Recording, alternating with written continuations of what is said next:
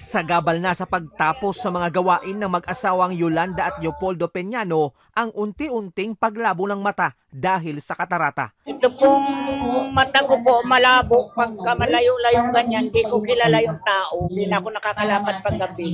Nagtatanim-tanim meron konti-unti. Apektado na rin ang pangingisda ni Darlito Sendon dahil kahit kaya pa ng katawan ay banta na sa kaligtasan sa laot ang malabong paningin. Kaya nga po ako gusto magpa-opera at gusto ko po magkahanap buhay. Ilan sila sa unang 60 pasyente na sumailalim sa Valentine's Gift Operation ng kauna-unahang eye center sa Bicol Region na pinasinayaan ng isang charity foundation. Dahil ako rin ay muntik na rin akong kinuha ni Lord eh. Pinitik na rin ako ni Lord eh. Totoo yan, ano? Sabi ko, habang malakas pa ako, gagawin ko na lahat para makatulong ako sa Camarines Norte.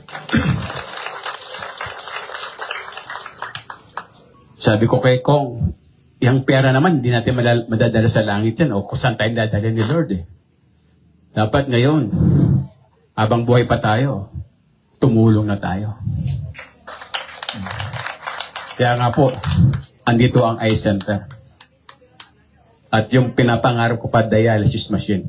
Iniisip ng tao, pag tumulong ka, dahil politika yan, dahil namumulitika kami, hindi niyo po ba nararamdaman yung pagmamalasakit na may puso, nanggagaling sa puso, yung pagtulong namin sa tao, yung hindi man po kami magaling manalita, hindi kami nambobola, pero pag tumulong kami, kahit hindi ngumiti si Egay Talyado, dapat nararamdaman po natin na nasa puso niya yung tunay na malasakit sa bawat isang Cam Norte. So yun po sana ang isipin natin. Hindi po dahil palapit na ang eleksyon. Alam naman po natin, kahit walang eleksyon, malayo pa ang eleksyon, pinagsusumikapan po namin maiabot ang aming tulong sa bawat isa.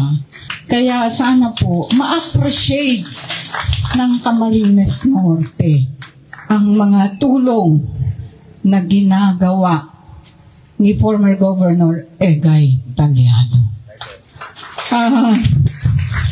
Kaya yung nagme-message, nagiging emotional po ako.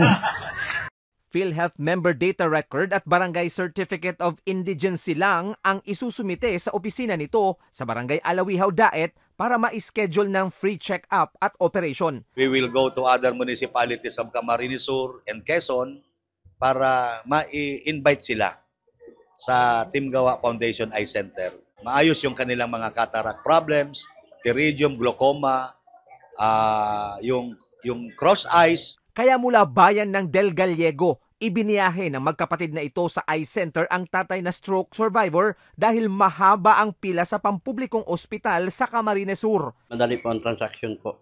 Kasi nga po libre. Thank you po talaga sir kung sino may mga tao nag-instrumento namin para po napalapit kami dito sa eye center. State-of-the-art facilities ang kagamitan sa center na pinangangasiwaan ng eye doctors mula sa pribadong ospital sa Metro Manila. Lahat na sila salamat. Lalo tigit kay Gov. Guys.